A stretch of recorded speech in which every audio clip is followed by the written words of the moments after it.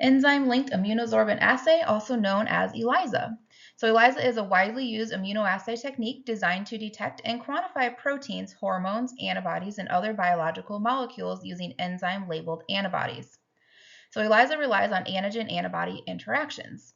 The detection is achieved through an enzyme linked to an antibody, which catalyzes a reaction that produces a measurable signal, such as a color change or fluorescence. The signal intensity will correlate with the amount of target molecule on the sample. So how it works, so the first step is we have a coating, so the target antigen or antibody is immobilized on a solid surface. For binding is the second step. This is a specific antibody is added to bind the target molecule. Third step is enzyme conjugation. So a secondary antibody conjugated to an enzyme binds to the primary antibody or antigen. Then we have the signal generation. This is where a substrate is added.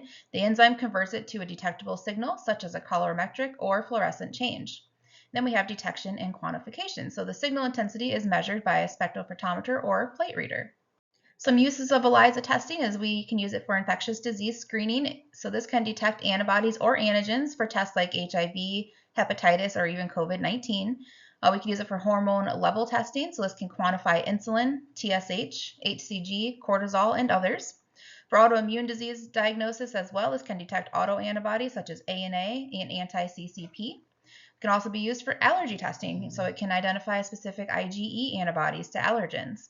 Can also be used for cancer biomarkers, so measures proteins like PSA or CEA. Some advantages of ELISA is it has a high sensitivity and specificity. It is easily automated for high throughput screening. It is quantitative and qualitative data. It is versatile, so it can detect a whole bunch of antigens or antibodies. And it is cost effective and compatible with standard lab equipment.